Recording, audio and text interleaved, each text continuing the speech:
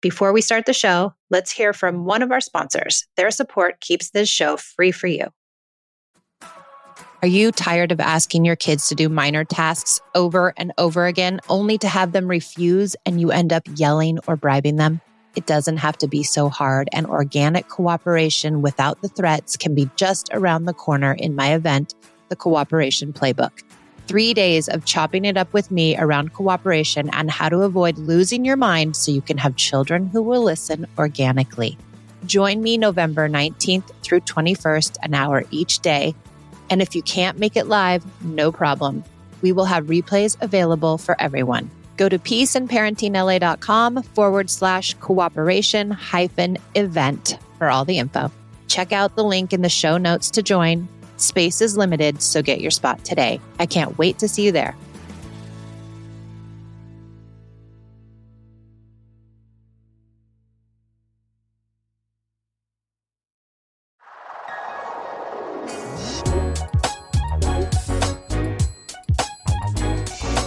Thanks for joining me on the Peace and Parenting podcast. I'm so glad you're here. Welcome to the Peace and Parenting podcast. I'm Michelle, and I'm glad you're here. And this is an incredible little testimonial that somebody left for me saying, we are all more regulated in our family. We're starting to be able to switch more easily to play. It was so hard at first to want to play when I was feeling offline, but the play challenge really helped me start to create the habit. I still have to take a deep breath, but then I'm able to move to play most times now. So grateful for this work. Keep it up. Thanks, Michelle. Thank you. Thank you so much. I so appreciate that. I really do. This work is very meaningful to me, and I find much solace in it. And I see the results in my own home, and I love seeing the results with all of the people that we work with in our group community and our one-on-one clients. We've got hundreds of people in there, and we are so grateful for this hard work. I want to talk about handling power struggles without losing connection. How do we do that? How do we navigate power struggles with our kids? So let's break it down. There's a couple things that I think are important to remember. One is you can't have a power struggle with somebody if you're not engaging in the power struggle, right? It's like you can't have a fight with somebody if you don't fight back. And when our kids are, having a hard time and they're kind of showing us that by being insistent on something or really having big feelings around something that they're angry with or upset with, or really saying no to something, when they're really sticking in, we can notice that the reason they're doing that is that they're not doing well. And that if they're fighting with you and they're really trying to push you because they're having a hard time, then that is not the moment to try to do anything except for be a good listener and self-regulate. And that you don't have to, they might say something unkind. I think this is a lot of what happens, is that a child will say something unkind, sassy, mean, provoking, rude, all the things they are called.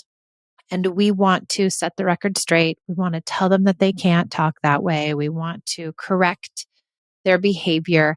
And that is not the time to engage. It really isn't, because they are completely offline. And if you engage with a child who's offline, you're going to find yourself in a huge power struggle. There's no way around it. Because if you're not going to back down with teaching them the lesson, and they aren't going to back down with their whatever's bothering them, whatever they're coming with, then it'll never get resolved. We, unfortunately, sweet, lovely parents, we have to take the high road. We have to parent at 30,000 feet. We have to rise above, unfortunately. And if we don't rise above, and if we can't get there, then we are going to be pulled down into the muck with our kids. And don't get pulled down in the muck with your kids. And it's really easy to get pulled down there. I've been pulled down there a million times. But when I can be thoughtful about what's going on and see the forest for the trees and say, oh, Esme's not doing well here. She's real bucky. Like, I better just pump my brakes, smooth out my feelings here for a moment and really breathe so that I can allow her to have the space because she's the kid and she's having the problem. And I'm not going to engage in this problem with her.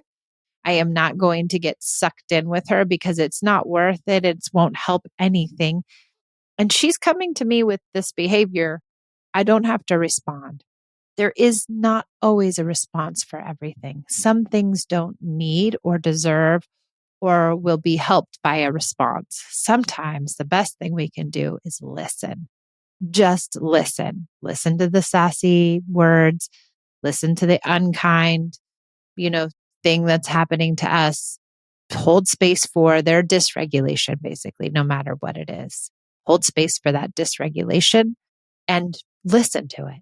And sometimes we can be empathic around it. Like, oh, looks like you're having a really hard time. And I've said before on the podcast, like, I like this phrase, I know you wouldn't be saying that unless you were really struggling. Or I know you wouldn't say that to me unless you're really having a hard time. I know you didn't mean that. Really coming to our kids with empathy. This looks like you're really having a hard time with this. I understand. I'm right here. I'm listening. I'm with you. I got it. And sometimes they'll fight back on that. No, you don't. You don't get it. Why are you saying that? And don't take that bait either. Don't take that bait. And don't think you're not helping. They're in a spot, and that spot is their spot. And it's okay for them to be upset, and it's okay for them to have their feelings, and it's okay for them to push back. And if empathy doesn't feel right in that moment because they are really pushing back, then we can always listen and be an active listener and present. We don't have to walk away. We don't have to say you're too much for me, or I can't take this anymore, or, this is dysregulating me. We can just hold space. We can just be there. We can just witness. Before we dive into the next segment, a quick shout out to our fantastic sponsors who make this free podcast possible. Spark something uncommon this holiday with just the right gift from Uncommon Goods. The holidays are upon us. Uncommon Goods makes gift buying easy with incredible hand-picked items for everyone on your list.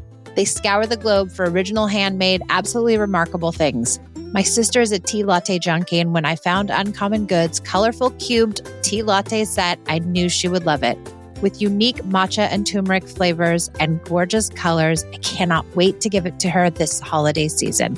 Uncommon Goods looks for products that are high quality, unique, and often handmade or made in the U.S. They have something for everyone, not the same old selections you could just find anywhere. To get 15% off your next gift, go to uncommongoods.com/peace. That's uncommongoods.com/peace for 15% off. Don't miss out on this limited time offer. Uncommon Goods. We're all out of the ordinary.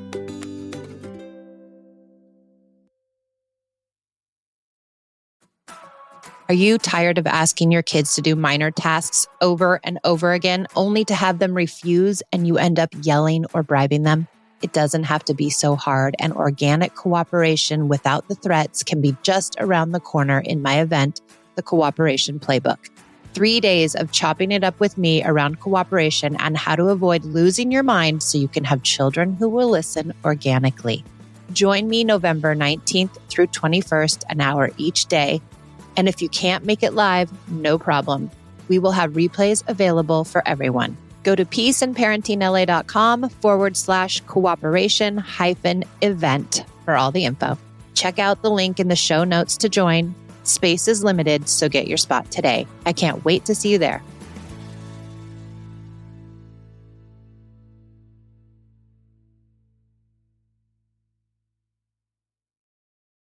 Let's dive back in. We can also get curious. We can ask questions like, what's going on? Are you okay? What happened? Maybe, perhaps, and I don't know, every situation is different. Maybe they need to be asked the curious questions. Maybe that won't apply to some of these instances. But in some cases, you can ask questions. You can get curious about what's going on. You can even ask probing questions. Oh, well, what happened? Well, then what happened? Well, who said what? Well, what do you think you want to do? Oh, you think you want to do that? Well, that's interesting. What happens if you do that? Can you get in deeper with them? Depending on the situation. But overall and over, all these struggling moments, the best thing we can do is self-regulate our emotions. And that's really hard. It's really hard because our parents didn't self-regulate their emotions and their emotions became more important than ours usually. I know in my house it did. My parents' feelings became way more important than mine were, and bigger and louder and stronger. And so for me, it feels like, that should be the case, that the parents' feelings are most important, but they're really not. Especially if we're having an upset, that's different. Like if we come in a bad mood and we're having an upset and we're saying all the wrong things, that's different than if our child comes to us with a struggling moment and we respond. We respond with an argument or a correction or a reprimand or, something that's going to get us sucked down with them. If you see your child having a hard time and you see them struggling and you know this is going to turn into a power struggle, you have options. And one of those options is to self-regulate and listen and be curious. And another option is to get in the weeds with them. So staying out of that can be really difficult. And some of the things that we might need to do are deep breaths and mantras and taking a moment if we need to and coming back to make sure they don't think we've abandoned them and to really allow whatever it is that they're struggling with to come out and be heard and be understood, even if it makes no sense. And what I've seen with kids is when you can give this space, they will come back around, especially if they live in a connected household and in a connected family. They will come around and they will apologize for their actions and they will rethink what's really going on. And they might have remorse and they might change direction if they're given enough space to regulate. And so when you are regulated in these moments, you're teaching them what self-regulation looks like. And that becomes co-regulation. Their regulation will begin to develop based on yours. And it might not happen in the moment, but over time, continually regulating your feelings in these hard, struggling moments will allow them to also regulate their feelings, will allow them to come to their calm because they'll have a model that they remember. Oh, my mom was so calm when I was cuckoo bananas, losing my mind. My mom was really calm. My dad was so self-regulated. Wow. I remember that. And will they learn to self-regulate then with their kids? And will they eventually over time, because they've watched you 3,000 times self-regulate and maybe 1,000 times you mess up, and that's okay. And maybe 3,000 of those, you do the right thing. And they remember that because it becomes part of their fiber. It becomes part of in their psyche. Just as dysregulated humans like us, like myself, learned how to be dysregulated from my own parents because it's part of my fiber. It's part of my psyche. So when I hear feelings, I start to get dysregulated because that's what everyone did in my house. And that's what we learned. But we can teach them just the opposite. So these moments where we get in power struggles, I think there's an opportunity before it all happens, on our end anyway, to change course and to take the high road and to be the calm, collected, maybe quiet, but present person who witnesses what's going on, asks appropriate probing questions when necessary, gives empathy also when necessary and appropriate, and holds space and really becomes this big container for off-track behavior, for things that could turn into struggles. And again, it will not turn into a struggle unless you get into the weeds with your kids, unless you stoop down to that level of major dysregulation and you try to teach lessons and you try to tell them what to do. But if you don't, you're going to get out of there less scathed, right? Meaning you're not going to have to be apologizing for your behavior because you got so upset. You're not turning the interaction to being about you and your feelings. You're leaving it with the child. You're leaving the dysregulation and the struggle and all the things that are hard with the kid. And it actually helps them learn to navigate their feelings better because when you come in and you're as dysregulated as they are and you usurp the energy and take it on yourself and turn the situation on to you, they've missed an opportunity to work through something maybe. So our self-regulation means everything. I mean, it's the biggest part of this work and it's the hardest part of this work.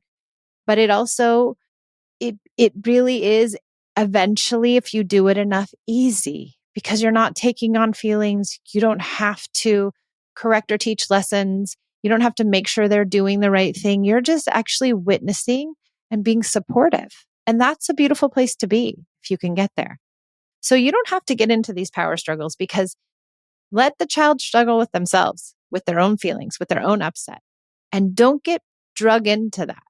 Be the more mature person who's parenting at 30,000 feet, who's seeing the situation really for what it is. Now that's hard. It can be really hard, but maybe some of this will resonate the next time you feel like your kid has said something unkind or done something that's off track, or they're trying to pick a fight, or you can feel a conflict coming on. Maybe you'll remember that you don't have to engage in it, that you can actually just listen and you don't have to respond to everything your child says or does. Okay. I hope this is helpful in handling power struggles without losing the connection. All right. Thanks for joining me on the Peace and Parenting podcast. I hope this was helpful and I'll see you next time. Professionals spend nearly half the work week on written communication, so focus is important. With Grammarly as your AI writing partner, focus and quickly get through work with relevant real-time suggestions. And it works across 500,000 apps and websites, so you can sound more confident and persuasive wherever you write.